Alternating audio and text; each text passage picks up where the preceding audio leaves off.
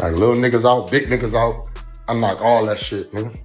They touching that ground, nigga. When I hit them, they touching that floor.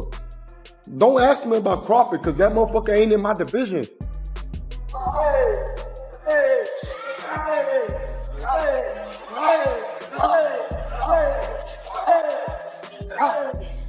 I want all the smoke. I want smoke with Crawford. There's no other fight out there in the boxing world for Crawford to make. Jermell Charlo has finally spoken up, directly calling out Terence Crawford, the man he says embarrassed him in public. In a live video, Charlo talked openly and without holding back as he challenged the pound-for-pound champion who once called him fake.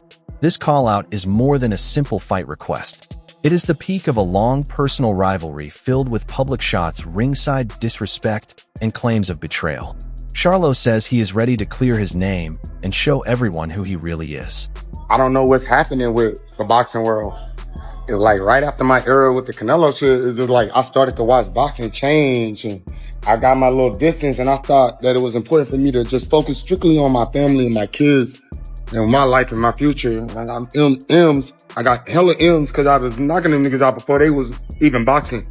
They started boxing. All these boxers that's really. I'm in the third generation of boxing. Right? I was fighting when Mayweather was fighting. I was fighting when De La Hoya was fighting. I fought on Bernard Hopkins on the card. Throw me some motherfucking hearts, because half of you niggas ain't never did that. Even if you listening. Y'all gotta remember that. I fought when my coach Juan Guzman fought. Yeah. I fought on his undercard. Yeah. Come on, man. I remember. I come from a different era in boxing. Jermell Charlo has once again brought Terence Crawford into the spotlight. In his latest message, Charlo called for a fight with the man many see as the pound-for-pound king. What stood out was not just the challenge, but the way he delivered it. Charlo spoke with respect, saying it would be an honor to share the ring with Crawford. He even admitted that Crawford achieved something he is not, clearly recognizing Crawford's undisputed legacy. I want all the smoke. I want smoke with Crawford. I want all the smoke. Give me the best shit. I'm in shape. I train. My lifestyle is on the move. Everything is great. So why the fuck would I want the best, man? What y'all talking about, dog? I don't got time to be playing with none of these people with these promotionals and all of these shits. I'm with the old school boxing. I'm following all of the Muhammad Ali Act and all that shit. I mean, man, whatever. Y'all want to change shit? Change. If they gave me an offer for Crawford, and me and Crawford, I talked to him one time. I'm excited. I'm so. It'll be an honor to get in the ring with him, not just today, just because of what he done as becoming undisputed. He completed something that I didn't complete, and so being in the ring with Crawford would be amazing. I give him the best fight of today's era. I don't think that there's no other fight out there in the boxing world for Crawford to make right now. The best fight. On the surface, it looks like one champion giving a respectful challenge to another, but behind this polite tone, there is a long and personal history between the two fighters. I'm moving up in weight. I really like the weight I'm in. I'm slim. I was out of my element. Some people can operate better when they out of their element. I'm not. I know how to be dealt with. But call me Money Mel, bitch, for the rest of this day. I'm fucking Money Mel, and we're turning the money shop. To understand what is really happening, you have to look back at the lowest point in Charlo's career. This was not his first call-out. His first attempt came in September 2023, but the situation was completely different. It was not a confident challenge, but a frustrated cry for attention. Charlo stood in the center of the T-Mobile Arena after being dominated, embarrassed, and outclassed through 12 one-sided rounds by Canelo Alvarez. In that moment of defeat, Charlo took the mic and spoke. Terence Crawford could be on the radar. I think he already probably been on Twitter, like lip wrestling with the internet, just to get some clout, some fans, and it's fine. But he's a champion. He's great at what he do. I haven't been beefing, truthfully. He's just feeling himself right now. And he's a top dog. He's moving up in weight. And everybody want to fight the best. 168 is considerably still kind of like not my weight division, because it's not as easy to make 168. I have to gain weight and gaining weight when you're working really hard is really tough, you know. You can easily walk around at 168, you know. So I'm definitely not the naturally bigger fighter. So 168 is not my weight division. I think I would have to. The most shocking part was that Terence Crawford was sitting at ringside, watching the whole painful moment. He saw the defeat and heard the call out. Instead of building up a future fight, Crawford went online and tore Charlo down. He openly mocked Charlo's showing against Canelo and criticized him in front of the entire boxing world.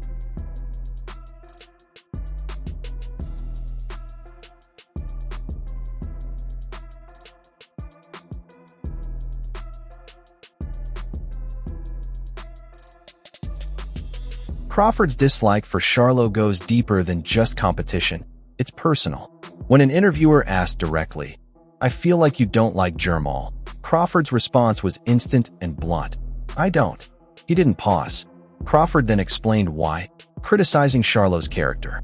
He called Jermell a fake, saying his whole personality is an act.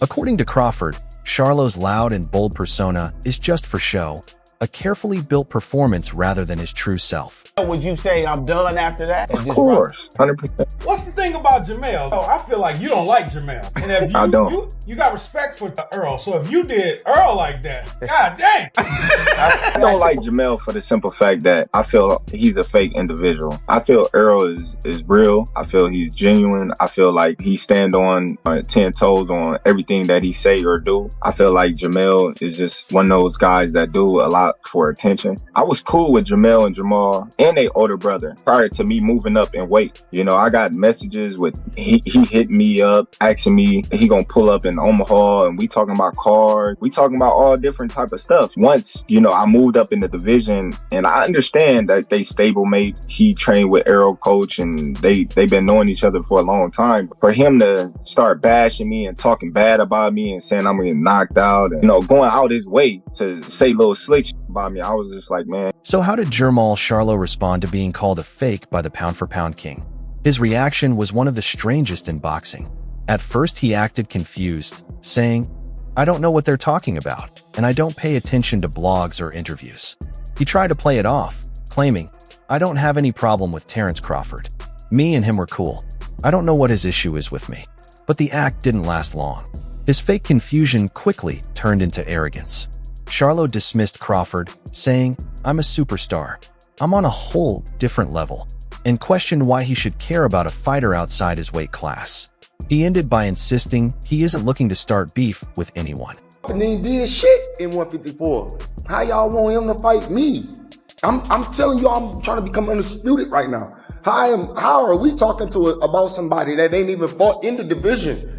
How do he just jump from there to there? Like, what connection do he got to this world? What that tall, lanky motherfucker at? Maybe I'll be the shot caller and make the decisions on who I want to fight next. And Fondora, go fight somebody else. I don't know. Crawford, go fight. Y'all fight each other. I'm busy. Motherfucker, I'm busy. When he fighting again? Shit. When the fuck is he fighting again? Like, who the fuck he fought last? Like, I don't even know nothing about the kid. Don't ask me about Crawford, because that motherfucker ain't in my division. Like, we talking about a 147 pounder that was a 140 pounder. We need to fucking I get it. He won the undisputed, right? At 147 and 140. This shit is different when they get down to 147. 147, 154, 160, 68. This shit is different. What is the thing with you and Terence Crawford? Why he keep calling you out? He don't even fight in your weight class. Well, I guess he has plans on moving up to fight in your weight class. But what is it? Is it personal? Is it because it seemed like it's something personal, like he trying to fight everybody in y'all camp? Right, and that's cool. I think that Terence Crawford could be on the marketing point. He could be using it that way because, you know, like I hear. But Charlo's denial only made things worse because Crawford had already explained the real issue. What makes this feud so intense is that it wasn't always like this, which makes Charlo's "I don't know what his problem is" claim seem untrue. Crawford says the tension started with what he sees as a personal betrayal. He revealed that he used to be on good terms with both Jermell and his twin Jamal. They were friendly and stayed in touch. The turning point, according to Crawford, came when he moved up in weight and became a direct rival to the Charlos and their stablemate Errol Spence. After that, Jermell's behavior reportedly changed completely. The friendly connection disappeared, and Crawford says Jermell began talking negatively about him, making sly comments behind his back, a move Crawford calls fake and lame from someone who was never really a friend. True, or both of them? Yeah, man. Is that still real? He's a groupie. You know what I mean? Like, Talk your shit, bud. I just feel like ever since I moved, and they was cool. You know what I mean? I'm still cool with Jermell. Jermell's still cool people, but Jermell, like, dude, just like weird. Like, he always angry. He always yelling. He always, you know, doing some off the wall psycho type stuff. But what is it between y'all two? How did that happen? That's what I'm about to tell you. Okay. You know, when I moved up in weight, and soon as I called out Spence and my name was being involved in Spence, he act like that was his fiance or something. You know, he felt as if Earl couldn't speak for herself. He was, oh, Earl Spencer do this, Earl Spencer do that, and you too little, and lions, and it's Texas. To drive the point home, Crawford used his toughest rival to show Charlo's biggest flaw. While calling Jermell fake, he praised Errol Spence Jr., the man he fought in a tough, historic battle. Crawford described Spence as real and genuine. In other words, he showed more respect for a fighter he faced in the ring than for someone he once counted as a friend. Terence Crawford ring walk. I know that's what everybody's trying to get the answer to. Them came out with Miss Eminem. That was some bad shit. Like, I ain't gonna front. That's some cool shit. And it's gonna be hard to beat that. He win. That's not my world. We don't get paid for that anyways. But I almost had like Lil Wayne or something. I had some people I've been in contact with. So we shall see. Crawford can stop anybody. I'm not saying he can't. He's going to, but he can't. This comparison was a clear insult aimed at labeling Jermell as the fake part of their past friendship. Crawford's point was that even in conflict, fighters like Spence show honor, while with Charlo he sees only deceit. The real versus fake story has major impact, and the whole boxing world is paying attention. Jermell Charlo, he calls out Terence Crawford. I want all the smoke. I want smoke with Crawford. There's no other fight out there in the boxing world for Crawford to make right now. I remember after Jermell Charlo took on Saul Canelo Alvarez, before Terence Crawford did the magnificent beating Saul Canelo Alvarez, right after that, Terence Crawford, he showed his disinterest in fighting Jermell Charlo. But now Jermell Charlo is saying, yo, give me Bud, you know, he deserves it. But my thing is this, Jermell's been out for like 2 years. I think it'd be something that everybody would be salivating over. They would want the fight, but they would definitely want the fight if Jermell comes back and he knocks somebody completely out. He knocks somebody completely out nasty style, then whatever he has to say on the mic calling out Bud Crawford, people will start saying, Bud Crawford, where you at? And if Bud Crawford doesn't take the challenge, people love to jump on Doc around a pizza. Unbelievable, man. This Jermell Charlo. I can't believe he's even asking for a fight like that. This is a man who fought, you know, his last fight was Saul Canelo Alvarez. Was in 2023.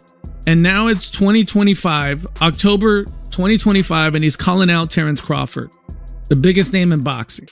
Why should you get... In a recent interview, analyst Greg Hackett warned that Jermell Charlo is in a do-or-die situation. He said the fight is so compelling because of Charlo's weak performance against Canelo. Hackett's warning was clear. Charlo cannot afford another poor showing. If he gets outclassed by Bud after being humiliated by Canelo, the boxing world will write him off as a fraud and prove he isn't the fighter people believed he was. Get turkey money. Turkey money, hey man, where the turkey money at? What time of turkey money? Fucking money is money. Nigga, I don't give a fuck who giving it. I'm not here to fight for y'all. Like, what y'all want me to do and shit. Like, nigga, I'm doing me. Got my career. Fought 38 times. Got wins and losses and knocked a lot of motherfuckers out. And I'm the Kobe Bryant. You heard it? Y'all see it? Of boxing and where I'm at. So what y'all mean? Man, for the mega fight with you and Crawford for 150. If we can make it at that weight division, I mean, whatever weight division I'm at, if wherever we still boxing at the same time, let's do it. I'm down to fight any one of these motherfuckers. I ain't here for the money. I'm here to win. You know what I'm saying? Straight up, the money already here, and I got it already, and it's gonna come. More gonna come. But why would I get in the ring over, an injury? This fight isn't just about money. It's about protecting Charlo's entire legacy.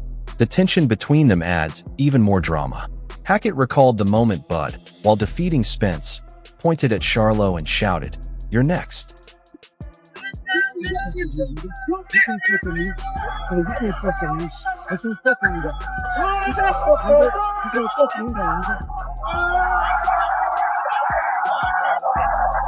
the same weight class? Nah, that nigga ain't in my weight class. Bro, I'm fighting Canelo next. I don't know what that nigga talking about.